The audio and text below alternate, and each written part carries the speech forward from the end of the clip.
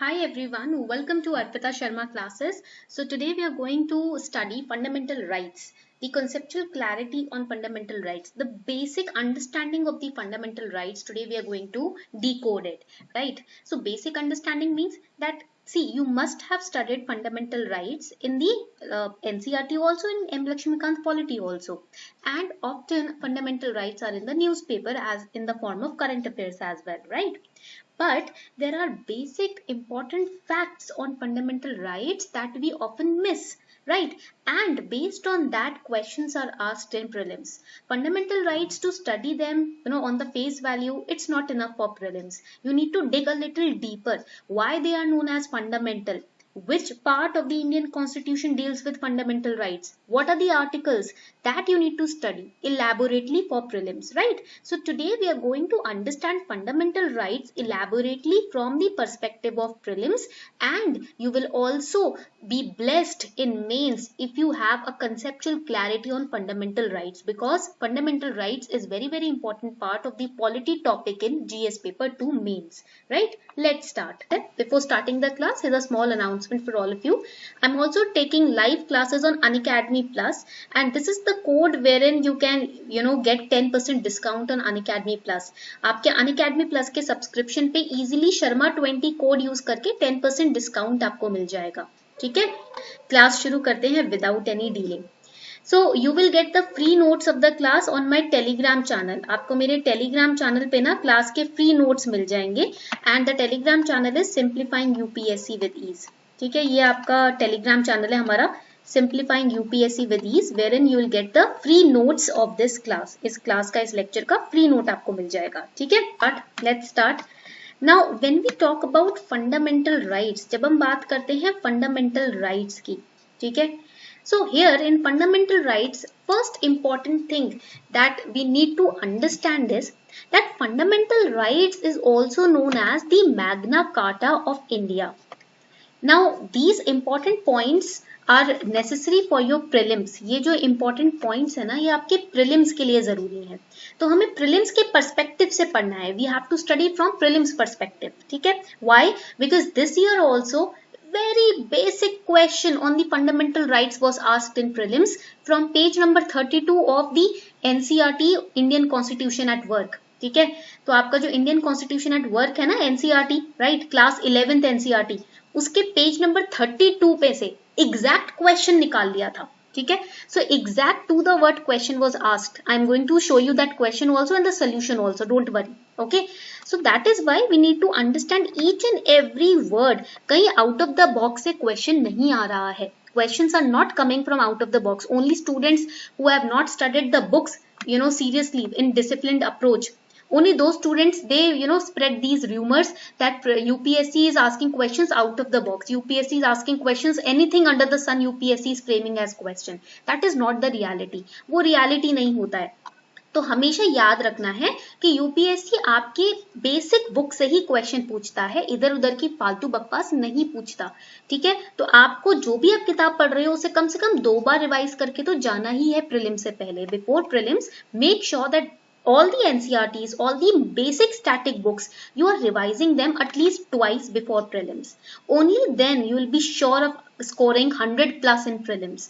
Okay, so first important pointer is that fundamental right is also known as the Magna Carta of India. Magna Carta means it's a charter of rights, a list of rights. Magna Carta का मतलब क्या होता है? Charter या list जिसमें सारी rights listed हैं.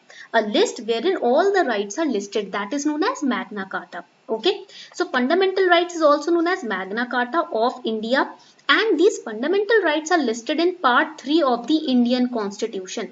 भारत के संविधान के part 3 में, you have to remember the part also, right? आपको part भी याद रखना है. कौन से part में Constitution के fundamental rights है? part 3 में. And what are the articles which are covering fundamental rights? Article 12 to Article 35. ये वो articles हैं जो fundamental rights को cover करती हैं. So you have to remember 3 things. First, पहली चीज है fundamental rights are known as Magna Carta. Second is fundamental rights are in the part 3 of the Indian Constitution. And third point is fundamental rights are covered from Article 12 to Article 35. ये आपको 3 चीजें याद रहेंगी, ठीक है। आज की class में हमें याद करके ही जाना है। We need to memorise things, understand and memorise them in today's class, okay. Now, the fundamental rights, from where we took this inspiration of framing our fundamental rights. Fundamental rights बनाने की inspiration कहाँ से ली हमने? हमने inspiration ली है USA के constitution से। यूएसए के कॉन्स्टिट्यूशन में बिल ऑफ राइट्स को मेंशन किया गया है। बिल ऑफ राइट्स मींस एक बिल, एक लिस्ट जिसके अंदर सारी राइट्स लिस्टेड हैं। वहीं से हमने इंस्पिरेशन ली और यहाँ इंडिया में हमने क्या बनाया? बिल ऑफ राइट्स का fundamental rights. In India, we took inspiration from USA's constitution and the Bill of Rights is present in USA's constitution. We took inspiration from it and we framed fundamental rights. ठीक है, तो हमने 4 points याद कर लिए अब तक। Fundamental rights are Magna Carta. Second point, part 3 of the constitution talks about fundamental rights. Third point, from article 12 to 35 are covered in fundamental rights, and fourth point, inspiration from USA's constitution, ठीक है। तो they can confuse you in prelims by listing Canada's constitution, right, UK's constitution, तो it is USA's constitution, ठीक है। Now when we talk about fundamental rights, you will think that fundamental rights are the rights which are given to us, right? That means we have our own freedom to do anything that we want to, right? We can do anything that we want to, but here is a, you can say, trick. We cannot do anything that we wish to do, right? ऐसा नहीं है fundamental rights हमारे पास listed है तो हम जो मन चाहे, जो मन आए वो कर सकते हैं। नहीं, there are certain limitations, there are certain boundaries under which we need to perform our acts, ठीक है। ऐसा नहीं है कि मन आया किसी को भी मार दिया, मन आया किसी के साथ कुछ कर दिया, नहीं। फंडामेंटल राइट्स का मतलब है कि हमें अपने बाउंड्री में रहकर अपना फ्रीडम इंजॉय करना है। So that means fundamental rights mentions limits, right. तो ये जो मैग्ना कार्टा है ना इंडिया का, ये जो चार्टर है हमने राइट्स का बनाया है, इसमें लिमिट्स भी मेंशन्ड है। It also talks about certain limitations, ठीक है। इतनी बात समझ आ गई। नाउ फंडामेंटल राइट्स, जब हम आर्टिकल्स की बात करते हैं 12 to 35, this is a long and comprehensive list and these fundamental rights are justiciable in nature, ठीक है। ये फंडामेंटल राइट्स जो होते हैं ना, नेचर में जस्टिशिएबल है। That means you can go to और you can move the supreme court और हाई कोर्ट, ठीक है। They are justiciable. अगर आपको लगता है, if you feel that your fundamental rights are being violated, you can approach the supreme court, you can approach the high court. ऐसा नहीं है चुप होके बैठ जाओगे। अगर आपको लगता है किसी एंगल से, किसी तरीके से, किसी भी तरफ से आपके राइट्स वायोलेट हो रहे हैं, you have the right to move the supreme court और high court, right. Now over here जब मैं बात करती हूँ फंडामेंटल राइट्स की, नाउ फंडामेंटल राइट्स का मकसद क्या है? If they are limited in nature, that means you have freedom but in a certain boundary, right. Then what is the purpose of fundamental rights, right. ये क्यों बनाए गए हैं? Why they were framed? There are 3 main agendas by fundamental rights were prepared, ठीक है। 3 basic agendas हैं। First is, it is meant for promoting ideal of political democracy. हमारे India में डेमोक्रेसी है, राइट। इंडिया के कॉन्स्टिट्यूशन में democracy mentioned है, ठीक है। डेमोक्रेसी है भारत में। तो political democracy, ideal political democracy को मेंटेन करने के लिए, प्रमोट करने के लिए, where in people they have the option to elect their representative and their representative will rule according to the needs of the people. इस तरीके की डेमोक्रेसी को मेंटेन करने के लिए फंडामेंटल राइट्स की जरूरत है। Because if there is no fundamental right, how will we vote, how will we choose our representative? तब तो फिर एनार्की हो जाएगी, ठीक है, या फिर हिटलरशिप शुरू हो जाएगा। So to avoid all these scenarios and to establish political democracy, fundamental rights were framed. Second point, to protect the liberties and freedom of people against invasion by state. कोई भी गवर्नमेंट किसी भी तरीके से किसी भी इंसान के फ्रीडम को कर्टेल ना कर सके, लिबर्टी को कर्टेल ना कर सके, रिस्ट्रिक्ट ना कर सके, उसके लिए भी हमने फंडामेंटल राइट्स बनाए। No government, no state government, no specific institution, no specific organisation should have that much power that that particular government or institution can curtail the liberty, the freedom of people. To avoid that, we need fundamental rights, ठीक है। अब next part हम करते हैं। Aim at establishing a government of laws and not of men. Law is superior. Law हमेशा superior होता है, ऊपर होता है, आदमी से ऊपर लॉ है। अगर आदमी को लॉ से ऊपर रख देंगे तो एनार्की हो जाएगी, अराजकता फैल जाएगी, ठीक है। लोग रिवोल्ट करने लगेंगे, प्रोटेस्ट करने लगेंगे, ठीक है। चलो So these are the three-folded aims of fundamental rights. First is aim at establishing government of law, not of men. Law का government, धर्म सबसे पहला होना चाहिए. Second, meant for promoting ideal of political democracy. Third, to protect the liberties and freedom of people against the attack of the state or invasion of the state. ठीक है? So far we have studied these points. Fundamental rights known as the Magna Carta of India, mentioned in the part 3 of Indian Constitution. What are the articles? Article 12 to 35, which cover the fundamental rights. Then we have taken the inspiration for framing fundamental rights from USA's Constitution. And fundamental rights also talks about the limits which are imposed on the freedom of the people. ठीक है? Now आगे बढ़ते हैं थोड़ा सा. ठीक है? जब हम बात करते हैं fundamental rights की, why fundamental word was given? In USA, Bill of Rights is framed, but in India fundamental rights are framed. USA में Bill of Rights बनाया जाता है, India में fundamental rights. Why fundamental? Right? Fundamental means something which is very essential, which is very necessary. ठीक है? So fundamental word means it is most essential for all round development of individual. It contains some basic rights. तो fundamental is not equal to basic rights. कुछ बच्चों ने जवाब दिया कि fundamental का मतलब होता है basic rights. नहीं, fundamental का मतलब basic rights नहीं होता. यही आपको छोटी छोटी conceptual clarity दिमाग में रखनी है. ठीक है? Clear? So fundamental means most essential, सबसे ज्यादा जरूरी, जिसके बिना essential development या all round development नहीं हो पाएगा. Okay, so these are essential. Fundamental word का मतलब पूछा है मैंने, fundamental rights नहीं, तो fundamental का मतलब essential, not essential rights. Okay ताहा? So now fundamental, these are guaranteed and protected by the constitution because these are essential. Fundamental हैं, एसेंशियल हैं, बहुत जरूरी हैं, इसलिए हमारा संविधान इनको प्रोटेक्ट करता है, गारंटी देता है. And these rights they set limits on the powers of government also.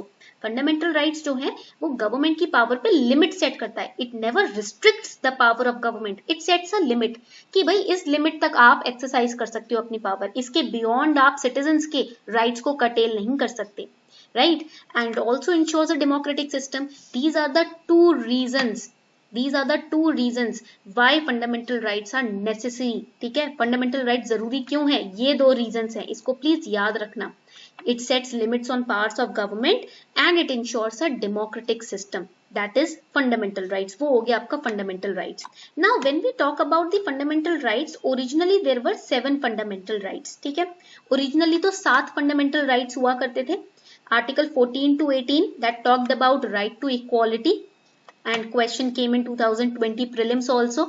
Okay, then article 19 to 22, right, they talk about right to freedom, and right to freedom तो 1990 से ही न्यूज में है, तो इसको तो आपको मैंडेटरीली पढ़ना ही पढ़ना है. then article 23 to 24, right against exploitation, again very very important, मैंने यहाँ स्टार मार्क किया ना, ये बहुत ज्यादा इंपॉर्टेंट है. article 25 to 28, right to freedom of religion. Article 29 to 30, cultural and educational rights. Article 31, right to property, which is now a legal right. This right has been eliminated from the list of fundamental rights. अभी एक fundamental right नहीं, एक legal right हो गया, right to property. Okay, so that is why now currently there are 6 fundamental rights. Originally तो 7 थे, but because Article 31, because of the 44 Constitutional Amendment Act, it was removed. It is now a legal right. So there are currently 6 fundamental rights. And Article 32, right to constitutional remedies. Now there are many students who have this doubt, ma'am, do we have to remember the articles? Yes, you have to remember the articles. ठीक है, ये तो बहुत ज़्यादा ज़रूरी है, फिर इसके बिना तो GS पेपर 2 में दिक्कत हो जाती है. तो yes, आपको बेसिक आर्टिकल्स तो याद रखने ही पड़ेंगे. Not all the articles unless you are a law student. अगर आपके पास लॉ ऑप्शनल है तो सारे आर्टिकल्स आपको एक्ट्स याद रखने पड़ेंगे. बट yes, अगर आपके पास लॉ ऑप्शनल नहीं है या पबैड ऑप्शनल नहीं है, तो आपको basic articles you have to remember. The fundamental rights in DPSPs, right, citizenship act, basic articles you need to remember. Okay, now इतनी बात सबको समझ आ गई. So now moving on. Now when we talk about Article 31, जब हमने right to private property की बात की थी ना, Article 31, it was deleted from the list of fundamental rights. By which amendment? By 44th Amendment Act of 1978. यहाँ पर year और number बहुत important है. Now this Article 31, which was originally a fundamental right, now it's not a fundamental right, अब तो ये एक legal right है. ठीक है, now it is not a fundamental right, it is a legal right now. This legal right is covered under article 300A part 12 of the constitution. ठीक है, इतनी बात आपको याद रखनी है. This basic point is important for prelims. ये जो बेसिक पॉइंट है ये आपका प्रीलिम्स के लिए बहुत बहुत इंपॉर्टेंट है. So originally there were 7 fundamental rights. Now there are 6 fundamental rights because Article 31 has been eradicated from the list. And Constitution provides right to life and liberty. ठीक है, अब liberty के ऊपर ना क्वेश्चन आया था आपका 2019 में, बहुत ही ट्रिकी क्वेश्चन था. ठीक है, तो लिबर्टी के ऊपर आपका क्वेश्चन आया था. लिबर्टी वर्ड का मतलब क्या? When we talk about liberty, जब हम लिबर्टी की बात करते हैं ना, democracy is very closely connected with the idea of liberty. हमारे डेमोक्रेसी में ना लिबर्टी वर्ड जो है ना बहुत ही ज्यादा क्लोजली रिलेटेड है. Right, so certain minimal rights must be enjoyed by every person in the community. एक कम्युनिटी में, एक फ्री सिविलाइज्ड कम्युनिटी में, फ्री सिविलाइज्ड एग्जिस्टेंस के लिए कुछ मिनिमल राइट्स हैं जो सबके पास होने चाहिए. Right, these basic rights are spelled out in the preamble. For example, preamble talks about expression, freedom of thought, freedom of expression, freedom of faith, freedom of worship, right? तो ये सारे minimal rights हैं जो सबके पास होने चाहिए. These are the minimal rights, right? Which everybody should exercise for free and civilized existence. That is liberty. उसको हम liberty बोलेंगे. अगर ये minimal rights हमारे पास ना हो तो क्या होगा? Democracy survive नहीं कर पाएगी. If these minimal rights are not with us, then democracy cannot survive. That is why liberty is an essence of democracy. जब भी हम democracy की बात करते हैं याद रखिएगा कि liberty word अपने आप ही सामने आ जाता है. ठीक है, liberty is the essence of, write it down, it is the essence of democracy. ये democracy के essence है. What is liberty? Certain minimal rights that everybody should have. Freedom of thought, freedom of expression, freedom of faith. These are the minimal rights जो सबके पास होनी चाहिए. Right? This is liberty. ये हो गया आपका liberty. Which means every person is guaranteed right to free and speedy trial. अगर right to life and liberty India में है, इसका मतलब right to free and speedy trial भी इंडिया में सबके पास है. ठीक है, इतनी बात सबको समझ आ गई? चलो अब आगे बढ़ते हैं. अभी तक हमने फंडामेंटल राइट्स का बेसिक पढ़ा है, बहुत ही बेसिक टच किया है. अभी तो एक एक राइट हमने पढ़ा भी नहीं है. We just have touch the basic, the tip of the iceberg. Okay, we said that fundamental rights, we have studied this, fundamental rights have been taken as an inspiration from the USA's constitution. USA में they have Bill of Rights. From there we have taken fundamental rights. What is Bill of Rights then? ये Bill of Rights क्या होता है? See, Bill of Rights is a list of rights. Bill of Rights का मतलब क्या होता है? एक list है जिसमें सारी rights listed हैं. All the rights are listed in this list.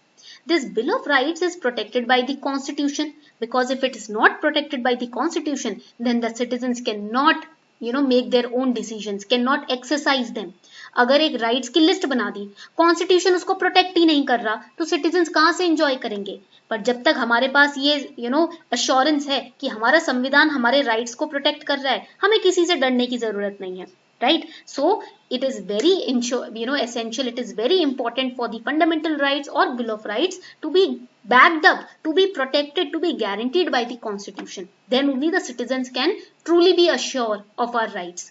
Now Bill of Rights ensures remedy in case there is violation of rights. अब ये Bill of Rights में ना क्या लिखा हुआ है?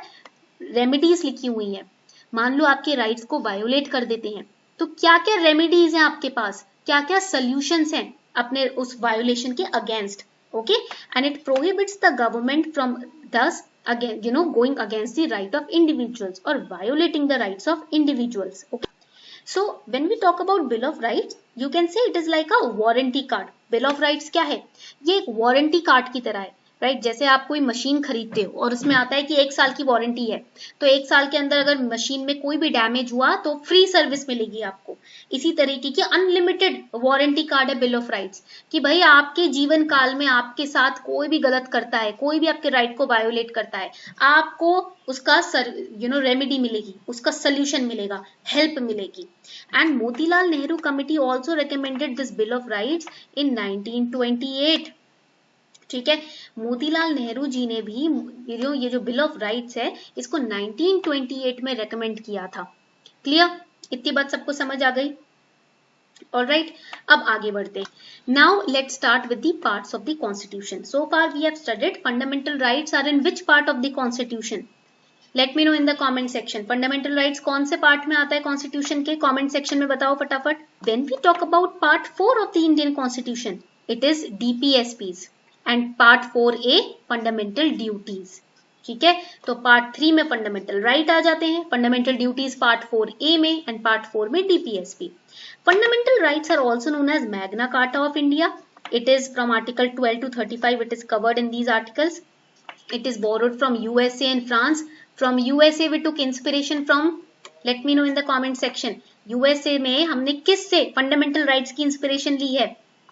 From USA we have taken inspiration from Bill of rights. Okay, and these fundamental rights can be suspended during emergency except article 20 and 21.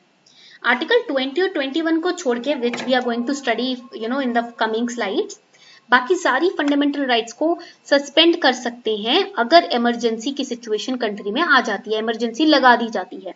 And fundamental rights are available only to citizens, not to foreigners. ठीक है, foreigners को नहीं मिलता, citizens को मिलता है. ठीक है, now when we talk about fundamental rights, जब हम बात करते हैं there are different fundamental rights. 6 total आपकी फंडामेंटल राइट्स है. ठीक है, first is right to equality, second is right to freedom, third is right against exploitation, then fourth is right to freedom of religion, cultural and educational rights, and right to constitutional remedies. These are the 6 fundamental rights which are given to each one of you. आप सभी को ये 6 fundamental rights मिली ही हुई हैं.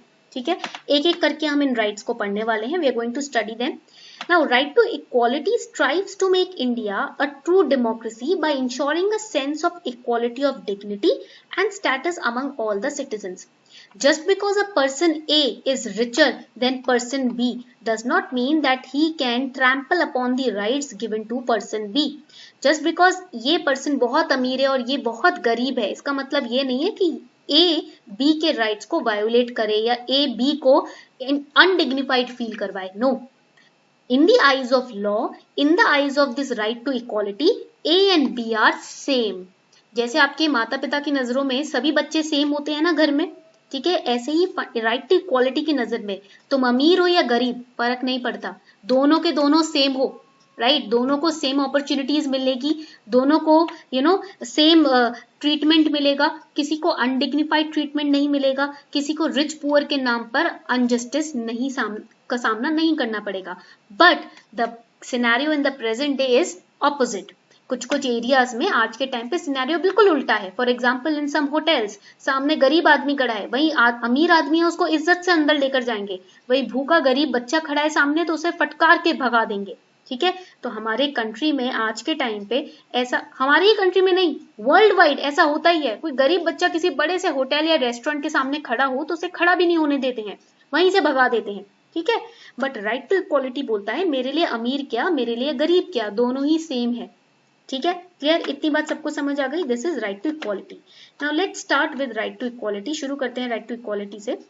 When we talk about right to equality, it means equality before law. इसका मतलब क्या है? लॉ के नजर में, कानून के नजर में सब इक्वल हैं. Everybody is equal in the eyes of laws.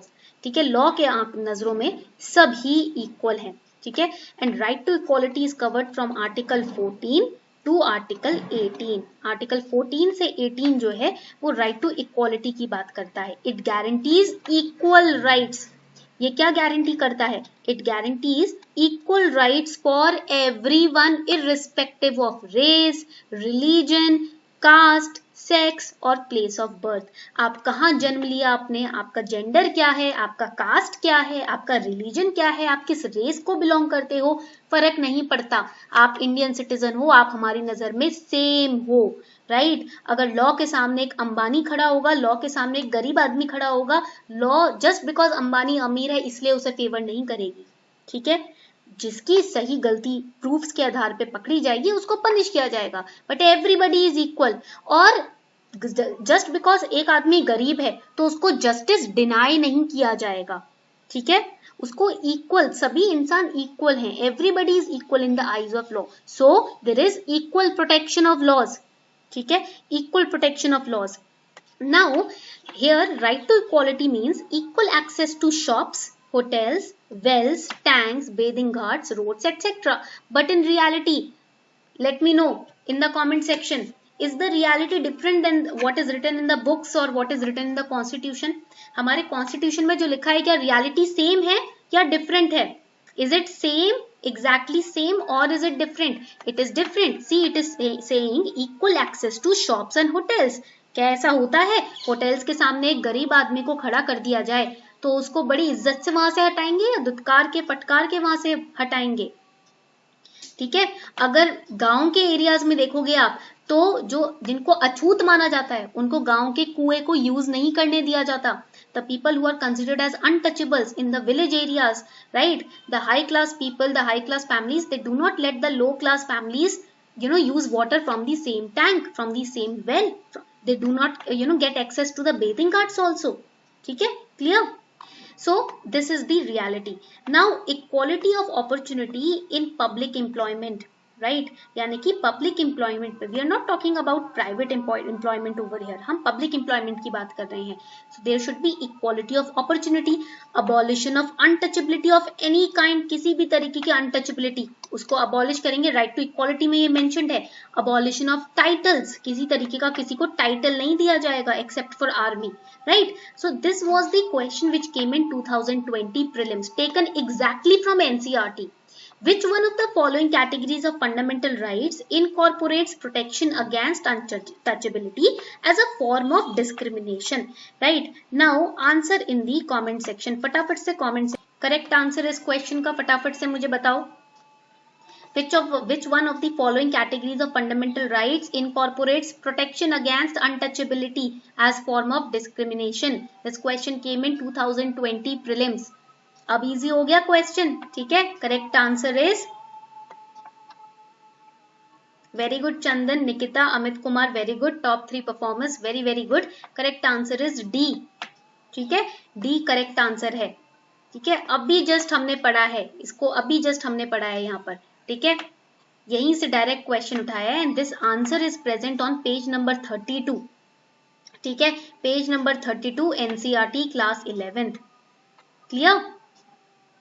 So right to equality, article 14 to article 18, okay, and here the abolition of untouchability, it is mentioned in the right to equality. right to equality में mentioned है कि हमें untouchability के खिलाफ जो protection है वो भी मिलती है.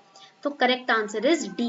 Okay, and on page number 32 of NCERT class 11th, it is mentioned the practice of untouchability is one of the crudest manifestations of inequality. This has been abolished under right to equality. As it is, मैं word वहीं से ले रही हूँ NCERT से, कहीं से कुछ mix नहीं किया है word. As it is, I have copied from page 32 NCERT. So now you must understand UPSC is targeting NCERTs in prelims.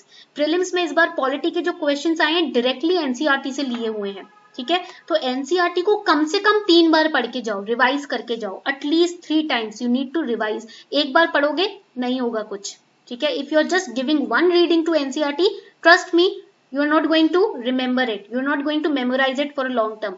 At least 2 or 3 readings you need to give it before prelims. Okay, now moving ahead, आगे बढ़ते हैं. Next comes the right of freedom. अब right to freedom आता है next आपका. Now right to freedom, it is from article 19 till article 22. ये हो गया आपका right to freedom. Now right to freedom, it is about protection of rights. Freedom is one of the most important ideals which are cherished by any democratic society. कोई भी democratic society हो, freedom तो essence है, freedom is the soul, freedom is the essence. ठीक है, so Indian Constitution guarantees freedom to citizens and the freedom right includes many rights. Freedom की rights में ना काफी सारी राइट्स है. For example freedom of speech, okay, for example freedom of expression, for example freedom of assembly without arms. ठीक है, आप एक जगह इकट्ठे हो सकते हो कुछ डिस्कस करने, but without arms. Arms means किसी भी तरीके के वेपन के बिना. ठीक है, फ्रीडम ऑफ एसोसिएशन, यहाँ पर फ्रीडम ऑफ एसोसिएशन की भी बात होती है. Freedom to practise any profession, आप कोई भी प्रोफेशन प्रैक्टिस कर सकते हो इंडिया में, कोई भी लॉफुल प्रोफेशन प्रैक्टिस कर सकते हो. Freedom to reside in any part of the country, Bharat के किसी भी पार्ट में आप फ्रीली रिसाइड कर सकते हो, ठीक है। So that is right to freedom, protection of rights to freedom of speech and expression, assemble peacefully without arms, form association और unions, move freely throughout the territory of India, reside and settle in any part of India, practice any profession, to carry on any occupation, trade or business which is legal, protection and respect of conviction of offences, मान लो किसी तरीके का गलती offence आप करते हो, right, तो उस केस में आपको प्रोटेक्शन मिलेगा अपने आप को जस्टिफाई करने का, अपने आप को निर्दोष साबित करने का, right to life and personal liberty, right to education, protection against arrest and detention in certain cases, all these rights are given under right to freedom। ये सारी rights जो है ना right to freedom में आपको दी हुई है, ठीक है। आपको क्लास का पीडीएफ मेरे टेलीग्राम चैनल पे मिल जाएगा, you will get the class PDF on my Telegram channel simplifying UPSC विधीज। एंड चलो, now the next important right is right against exploitation। so here articles 23 to 24 they talk about right against exploitation। ये articles हैं जो right against exploitation की बात करते हैं। right against exploitation means that this right implies prohibition of traffic in human rights। बच्चों का जो खरीद फरेब किया जाता है ना, औरतों का, महिलाओं को जो खरीदा जाता है, बेचा जाता है, इस सब के अगेंस्ट प्रोटेक्शन मिलेगी, right. This right it provides or implies prohibition of traffic in human beings और बेगार means children and other forms of forced labor, किसी भी तरीके का forced labor है या human trafficking है, right, उस सब के against protection इसमें मिलेगी आपको, ठीक है। The Constitution prohibits the employment of children under the age of 14 years in hazardous condition। कोई भी बच्चा जो 14 साल से कम उम्र का है उसको किसी भी तरीके की डेंजरस जॉब या खतरनाक जॉब में एम्प्लॉय नहीं किया जाएगा, उसको प्रोटेक्ट किया जाएगा कि उस जॉब में उसको ना एम्प्लॉय किया जाए, ठीक है। Now coming on to the next important right, that is right to freedom of religion and it is from article 25 to 28। ये आता है आपका 25 से 28 आर्टिकल्स के बीच में। So right to freedom of religion, in prelims they can twist the question, they can ask you which right indicates the secular nature of Indian polity, write it down, which right indicates the secular nature of Indian polity. Indian polity का जो secular nature है, कौन सी right उसको indicate करती है, show करती है, that is right to freedom of religion, ठीक है। This is very very important for prelims, please write it down, इसको प्लीज आप लिख लीजिए, ये क्वेश्चन बहुत इंपॉर्टेंट है प्रीलिम्स के लिए। So which right indicates the secular nature of Indian polity, that is right to freedom of religion. Now there is equal respect given to all the religions। Bharat में हर religion को हमारा constitution समान level पर respect देता है। So students और the people who are fighting और who are abusing और debating on the name of religion, they have not even studied और understood the gist of the constitution. कुछ ऐसे स्टूडेंट्स भी हैं जो रिलीजन के नाम पे बवाल करते हैं, डिबेट्स करते हैं। भाई रिलीजन गलत नहीं है, इंसान गलत है, ठीक है। Religion is not wrong, the person who is interpreting that religion is wrong. So never fight on the name of religion, right, clear. कभी भी रिलीजन के नाम पे नहीं लड़ना, जो गलत हो रहा है उसको सही करने के लिए आवाज उठाना है। रिलीजन को ही गलत प्रूव नहीं कर देना, क्योंकि सारे रिलीजन समान रिस्पेक्ट, उसको हमारा संविधान ही रिस्पेक्ट दे रहा है, constitution is respecting the religion. Who are we to disrespect any religion, ठीक है।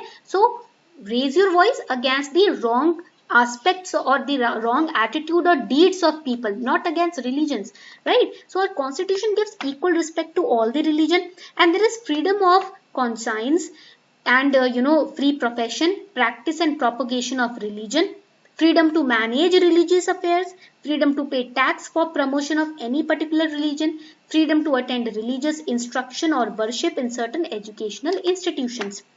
And the state, always remember, the state has no official religion। Bharat का कोई official religion नहीं है। This is again important point for prelims, write it down। The state has no official religion।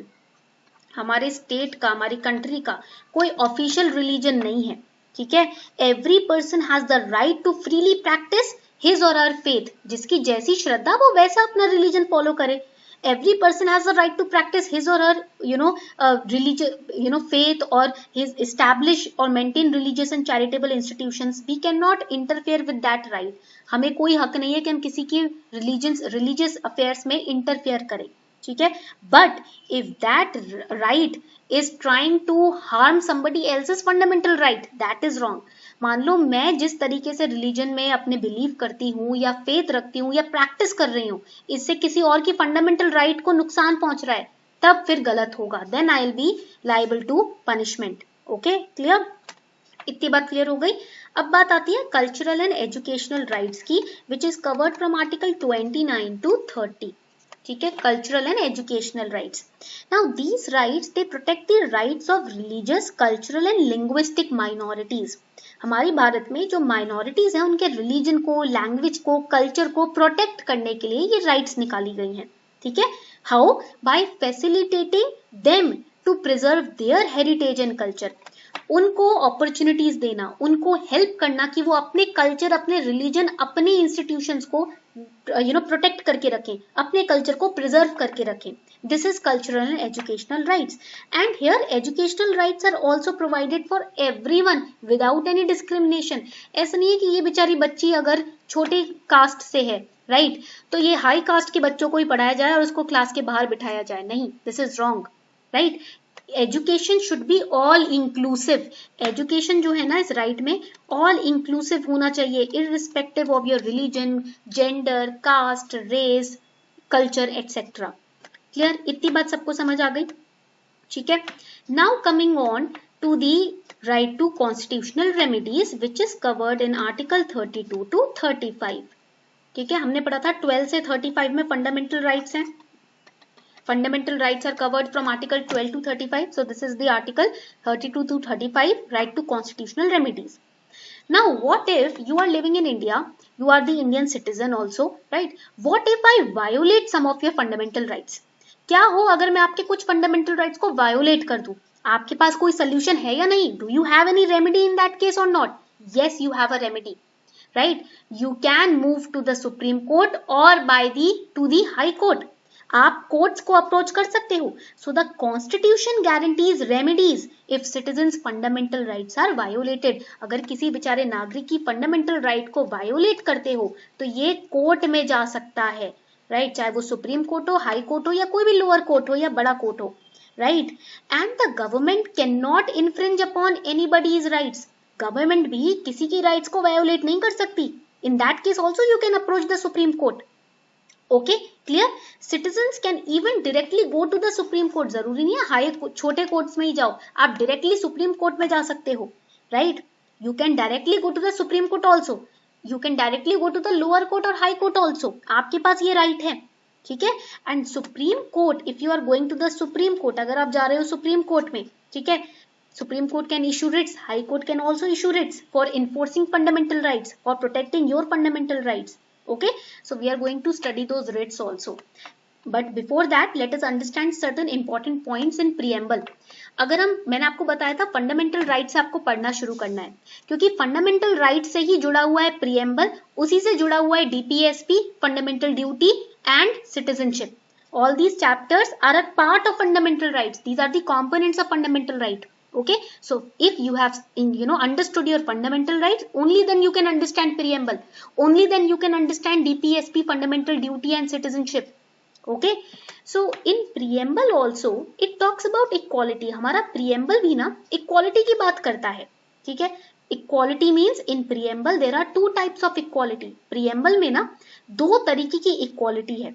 जब हम preamble की बात करते हैं, what do you think? What is a preamble? आपको क्या लगता है preamble क्या है? Question on preamble came in prelims 2020 also. Preamble के ऊपर question आया था prelim 2020 में. तो what is preamble? Let me know in the comment section. Preamble क्या है? Comment section में फटाफट से बताएं what is preamble. What is preamble? जल्दी से बताओ. Yes, preamble is, write it down, a brief introductory statement. ये preamble क्या है? एक बहुत ही brief यानी कि एक short introductory statement है. right? It's a brief introductory statement which sets out, please write it down, which sets out the guiding principles and philosophy,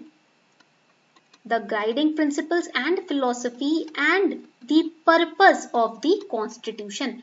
हमारे संविधान का मकसद क्या है, फिलॉसफी क्या है, प्रिंसिपल्स क्या हैं, वो हमें कौन बताता है, प्रीएम्बल बताता है.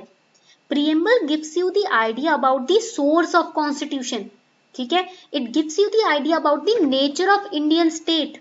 It gives you the idea about statement of the objective of constitution, the date of its adoption. That is all is described by the preamble. ठीक है. preamble हमें क्या बताता है कि हमने कहां से constitution लिया. We the people of India, right? I'll just show you this. जैसे हम preamble पढ़ते हैं, when we study the preamble, the first line in the preamble is we the people of India. ये है ना पहली लाइन. तो we the people of India gives you the source of the constitution. ये आपको बताता है source, ठीक है. कहां से constitution की पावर आ रही है, people of India से. From where the constitution gets its power, from the people of India. The phrase we the people of India emphasizes that the constitution is made and for the Indian people. It is not given to them by outside power. बाहर से हमें कहीं से powers नहीं मिल रही है, ठीक है. Clear? It also emphasizes about the concept of, write it down, popular sovereignty. ठीक है. जो popular sovereignty का concept हमें कहां से मिलता है, preamble की पहली लाइन से. Again important pointer for prelims. ये एक और important point है prelims के लिए, इसको लिख लो. In prelims they can ask you the concept of popular sovereignty mentioned in the constitution. We derive this concept from the preamble. ठीक है. पॉपुलर सोवरेंटी का कॉन्सेप्ट कहां से मिला है हम लोगों को, प्रीएम्बल की पहली लाइन से, we the people of India. ठीक है. ये छोटा बेसिक पॉइंटर याद रहेगा सबको, ये छोटी छोटी चीजें भूलनी नहीं है, लिख लो इसको. Just write these small things down because they are going to help you. ठीक है. Secondly the preamble talks about the nature of the Indian state. पहला तो ये सोर्स की बात करता है. First it talks about the source. Secondly the preamble talks about the nature of Indian state. Indian state के नेचर की बात करता है preamble.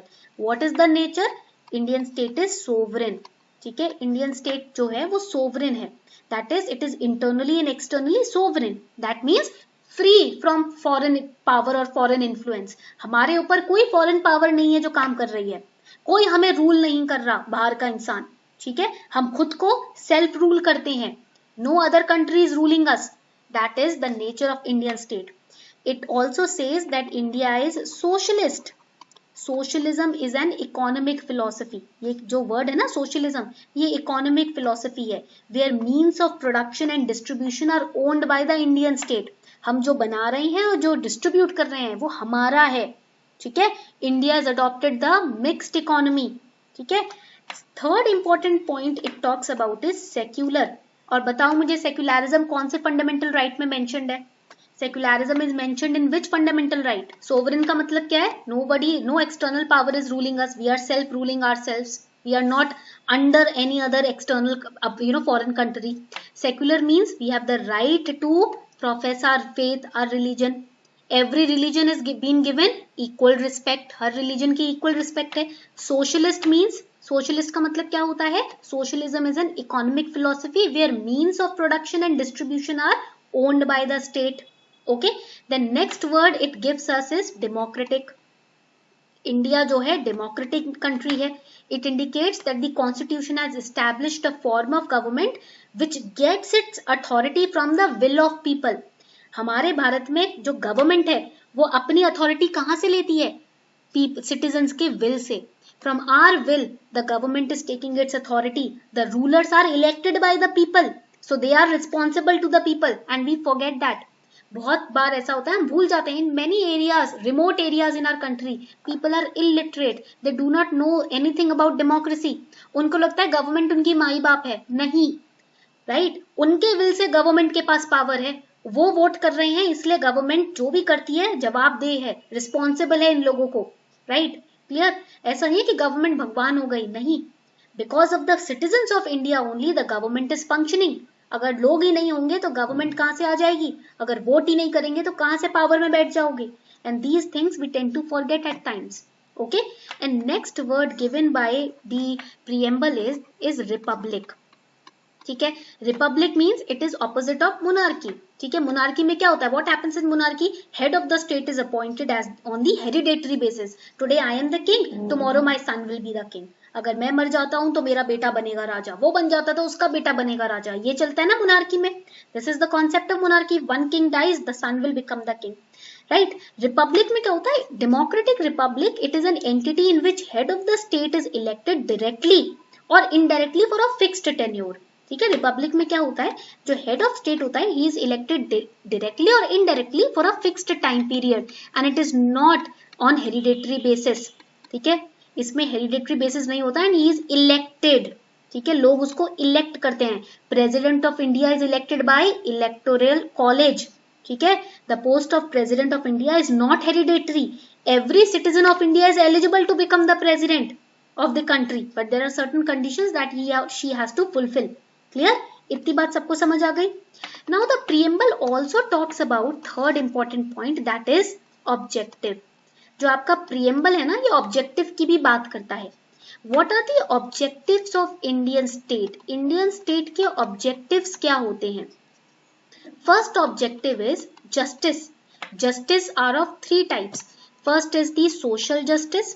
Second is the economic justice and third कौन सी justice हो जाती है, political justice. Social, economic, political. Okay. Second is equality. Equality तो हमने पढ़ ली, equality of status and equality of opportunity. ठीक है. Third important objective of Indian state is liberty. Now liberty means liberty of faith, freedom of expression, freedom of religion, freedom of worship, that is liberty. Okay. Then comes fraternity. अब ये fraternity क्या होता है, fraternity means brotherhood. This term we have taken from French. ठीक है, ये जो term है ना, हमने French से लिया है, French लोगों से लिया है fraternity term. During the French Revolution this term was very famous, fraternity. So fraternity means brotherhood. ठीक है, assuring dignity of the individual, unity of the nation.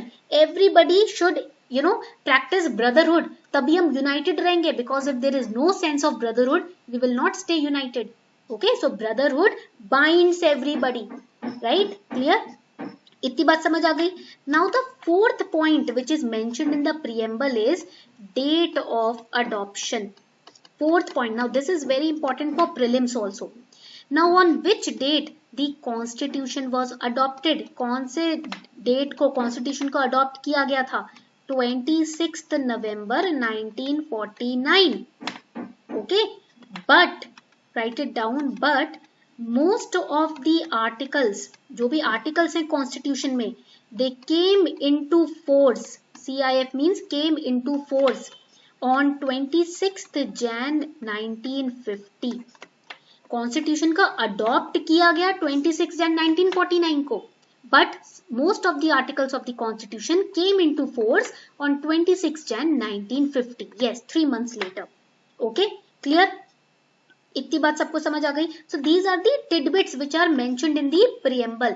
ये प्रीएम्बल के अंदर टिडबिट्स मेंशन्ड है. Now there is another term which is known as preventive detention. ये एक और term है जो मेंशन्ड है NCERT में भी, preventive detention. What is preventive detention? Now let's suppose there is a person, right? Person, इसका नाम है X. ठीक है. If the government feels that this person can be a threat to law and order, right? मान, for example, government has passed a certain act or certain law. Government ने कोई act या law pass किया है, and now the government thinks this person X can be a threat to law and order or peace and security of the nation. Government को ऐसा लगता है कि ये जो इंसान है ना, ये कुछ ना कुछ ऐसा काम करेगा जिससे लॉ एंड ऑर्डर खराब हो. Then the government can detain or arrest this person for a specific time period. जब तक माहौल शांत ना हो जाए, for a time period, till then the government will try to pacify the other people, right? But till that time period the government will detain this person or arrest this person. This is known as preventive detention, and preventive detention can be extended only for 3 months. Again, important point for prelims. They can confuse you by saying that preventive detention can be extended for 6 months or 10 months or 12 months. Confuse कर सकते हैं. No, the correct answer is 3 months. 3 महीने तक ही आप preventive detention period को extend कर सकते हो. After 3 months, such a case is brought before an advisory board and advisory, for review. ठीक है, तो advisory board will review if this person is really a threat for the nation or not, and then the decision will be taken. But only for 3 months this period can be extended. इसको extend बढ़ाया जा सकता है 3 महीने के लिए. ठीक है, इतनी बात सबको समझ आ गई. Another important point is right of accused. Right? Another important right is right of accused. Now, Article 22 of the Indian Constitution, it confers the following rights on a person who is arrested or detained under an ordinary law. कोई भी इंसान जो कि arrest किया गया है, जिसको detain किया है किसी भी ऑर्डिनरी लॉ में, not preventive detention, any ordinary law, he has been detained और accused, he has certain rights. उसके पास कुछ rights हैं. For example, right to be informed of the grounds of arrest. आप बिना बताए किसी को arrest नहीं कर सकते. Without telling anybody why you are being arrested, you cannot arrest that person. You need to tell the grounds on which you are arresting the person. Second, right to consult and be defended by legal practitioner. You will be given a lawyer. ठीक है, government lawyer आपको मिलेगा, आपको depend करने के लिए. If you want to get defended in court, you will be given a legal practitioner. You can consult that legal practitioner. Right to be produced before a magistrate within 24 hours, excluding the journey time. Now they can confuse you in prelims. They can write 48 hours or 36 hours. That is wrong. It is 24 hours. 24 घंटे के अंदर अंदर एक magistrate के सामने आपको लेकर आया जाएगा. ठीक है, so it needs to be noted that the above safeguards are not available to an enemy alien. For example, alien country like Pakistan. Pakistan से अगर कोई इंसान ऐसे हम अरेस्ट करते हैं तो ये राइट्स उसको नहीं दिए जाएंगे. और अ पर्सन अरेस्टेड और detained under a preventive detention law, in that case also these rights will not be available. ठीक है, इतनी बात सबको समझ आ गई. ठीक है, so I will give a Google link also. Google PDF link मैं दे दूंगी डिस्क्रिप्शन बॉक्स में, वहां से आप पीडीएफ को फ्री ऑफ कॉस्ट डाउनलोड कर सकते हो. So in fundamental rights, we have so far studied that fundamental rights are not absolute, but they are qualified. Qualified means state can impose restrictions on fundamental rights. अगर ये absolute हो जाते तो आप कोई restriction नहीं लगा सकते थे. If fundamental rights were absolute, nobody could restrict them. Okay, so they are not absolute. ठीक है, they are qualified. That means state can impose reasonable restrictions on them, and they are not sacrosanct or permanent. Fundamental rights permanent नहीं होते हैं. Why they are not permanent? Because Parliament can curtail them, right? They can repeal them. Fundamental rights को constitutional amendment pass करके change किया जा सकता है, curtail किया जा सकता है, remove किया जा सकता है. For example, remove का example दो मुझे, cancel करने का example दो, जल्दी से example दो मुझे फटाफट से. I told you that fundamental rights are not permanent. Example, yes, right to property, right to private property मैंने बताया था. अब ये क्या है? It's a legal right now. ठीक है, originally it was a fundamental right, but by passing 44th amendment act 1978 it was removed from the list of fundamental rights. Okay, तो only by passing a constitutional amendment you can repeal them और curtail them. इस बात को याद रखना prelims के लिए, भूल मत जाना. ठीक है, now some fundamental rights are negative, some are positive. Fundamental rights are not always positive or not always negative. Some are negative, some are positive. Positive means the privileges which are given to you. Right to education, right to freedom of speech, expression, right, equal opportunities. तो ये positive rights हैं. Some are negative also. Negative means when the authority or the government places restrictions or limitations on them, then they become negative also. ठीक है, clear? इतनी बात सबको समझ आ गई. And fundamental rights are justiciable also. Fundamental rights justiciable भी होते हैं. For example, if they are violated, you can go to the court. आप कोर्ट में जा सकते हो अगर इनको violate किया जाता है. They are protected by the Supreme Court. They are defended by the Supreme Court. So most of them are directly enforceable. Some are enforced on basis of law by Parliament, which is mentioned in Article 35. These are important pointers which you need to note down. Okay, for prelims. Their application can be restricted while martial law is in force in any area. Martial law means military rule, right? अगर किसी area में military rule लग गया है, martial law लग गया है, तो आप वहां पर फंडामेंटल राइट्स के यूज को रिस्ट्रिक्ट कर सकते हो. Their application to members of armed forces, paramilitary, police force, intelligent agencies can be restricted or abrogated by Parliament under Article 33. And fundamental rights can be suspended during the operation of national emergency except Article 20 and 21. Article 20 is protection in respect of conviction for offence and Article 21 is protection of life and personal liberty. These two articles, keeping them aside, all the other fundamental rights can be suspended, okay, during the operation of national emergency. ठीक है, इतनी बात समझ आ गई सबको? चलो, अब मैंने आपको बोला था कि हम कॉन्स्टिट्यूशनल रेमेडीज को पढ़ेंगे, right? So what are the constitutional remedies which are available if your fundamental rights are violated? ठीक है, you can approach directly the supreme court also और एनी लोअर कोर्ट और high court, you can go to them. ठीक है, तो supreme court या high court के पास ना कुछ ऑर्डर्स होते हैं या रिट्स होते हैं जिनको वो इशू कर सकते हैं. Supreme court and high court, they have certain orders which they can issue to protect your rights. Okay, first is habeas corpus, second is mandamus, third is prohibition, fourth is quo warranto, fifth is certiorari. ठीक है, so over here you can see habeas corpus. Here the court orders that the arrested person should be presented before it. यहाँ पर court बोलता है कि जो arrested बंदा है उसको मेरे सामने लेकर आओ. It can also order to set free the arrested person, right? If the manner or grounds of arrest are not lawful or satisfactory. For example, if unlawfully somebody has been arrested, Supreme Court or High Court gets to know about it. So through habeas corpus, they can set him free. Okay. Mandamus, this writ is issued when court finds that a particular office holder is not doing legal duty, therefore infringing on the right of an individual. मान लो कोई office holder किसी individual की rights को violate करता है. If this is a office holder X and this is you Y, if this X office holder is violating your fundamental rights, then he can be called on by issuing mandamus. ठीक है, इसको punishment दी जा सकती है mandamus के through. Then prohibition, this writ is issued by a higher court, High Court or Supreme Court, when a lower court has considered a case going beyond its jurisdiction. For example, I am a lower court, district court हूँ मैं, ठीक है, and you are High Court.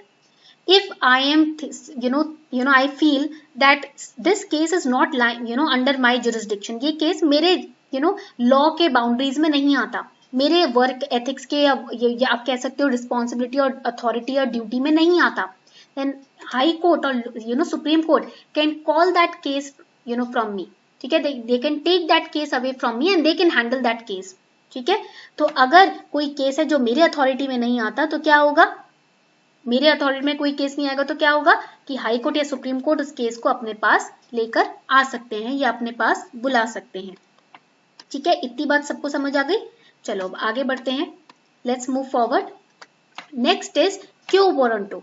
ठीक है, now when we talk about quo warranto, if the court finds that a person is holding office but is not entitled to hold office, it issues quo warranto and restricts that person from acting as an office holder. For example, a person is having a public office, government office, and the court gets to know about the आप कह सकते हो the reality that this person is not supposed to sit in this post or sit in this place. In that case, the court can issue quo warranto and can remove this person from the public office. मान लो कोई unethically, unlawfully किसी post पे बैठा है, किसी public office में बैठा है और कोर्ट को पता चल जाए कि भाई इस पोस्ट पे तो इसको बैठना ही नहीं था, राइट? ये तो इलीगली, अनलॉफुली इस पोस्ट पे आकर बैठ गया है, राइट? या इस पोस्ट पे आकर अपनी ड्यूटीज निभा रहा है और लोगों के फंडामेंटल राइट्स को वायोलेट कर रहा है, इन्फ्रिंज कर रहा है. उस केस में क्यो वारंटो लागू होगा. And certiorari, under this writ the court orders a lower court, lower court or another authority to transfer a matter pending before it to the higher authority or court, right? अब मान लो lower court में एक case है जो काफी time से pending पड़ा हुआ है, राइट? तो उस पेंडिंग केस को फटाफट से खत्म करने के लिए हायर कोर्ट या अथॉरिटी उस केस को अपने पास ट्रांसफर करवा सकता है ताकि पेंडिंग केसेस का जो स्टैक है वो कम हो सके. ठीक है, क्लियर? तो आप ये भी बोल सकते हो इस केस में हायर अथॉरिटी या हायर कोर्ट जो होती है ना, वो वर्क बर्डन कम करती है लोअर कोर्ट की. ठीक है, this much is clear. Okay, let's solve the questions now. Question number 1, right true और false against each of these statements. Statement number 1, a Bill of Rights lays down the rights enjoyed by people of a country. Let me know if first statement is true or false. A Bill of Rights lays down the rights enjoyed by the people of a country. True or false? True or false? Correct answer is true. Okay. Second statement, a Bill of Rights protects the liberties of an individual. एक bill of rights जो है एक individual की liberty को protect करता है. True और false? Liberties word आ गया, अभी अभी हमने पढ़ा है, just now we have studied this. Good, correct answer is true. Yes, because they lay down the rights enjoyed by the people which protects the liberties. Okay. Third statement, every country of the world has bill of. Correct answer in this case is, इस case में correct answer क्या है? It is false. हर country के पास bill of rights नहीं है. Not every country has a bill of rights. Okay. D, the constitution guarantees remedy against violation of rights. True और false? Constitution guarantees remedy against violation of rights. Is it true और false? हमारे constitution में remedy मिला है. Correct answer is true. Okay, now the next question, which of the following is the best description of fundamental rights? All of the rights an individual should have, all the rights given to citizens by law, rights given and protected by constitution, rights given by constitution that cannot ever be restricted. ये तो गलती हो गया. ठीक है, restrict तो है, these are not absolute, these are qualified. fundamental rights जो हैं वो qualified हैं, तो last statement is wrong. जल्दी से बताओ correct answer of this question. जल्दी से बताओ, क्वेश्चन का करेक्ट आंसर है. So correct answer to this question is C. The rights given and protected by the constitution are the best description of fundamental rights. ठीक है, rights जो कि constitution देता है और उसको प्रोटेक्ट भी करता है, this is the best description of fundamental rights. Okay, so I hope you enjoyed today's class. इसका जो लिंक है मैं पीडीएफ का डिस्क्रिप्शन बॉक्स में दे दूंगी, गूगल ड्राइव का. And also I will publish the PDF on my Telegram channel. Telegram channel का नाम है सिंप्लीफाइंग यूपीएससी विद ईज. ठीक है, अगर नीचे डिस्क्रिप्शन बॉक्स में लिंक ना हो तो आपको टेलीग्राम चैनल पे जाना है, वहां से इसको डाउनलोड कर लेना है, simplifying UPSC with ease. Okay, clear? So on this note, we are wrapping up the session. Thank you everyone for participating in the class. Thank you.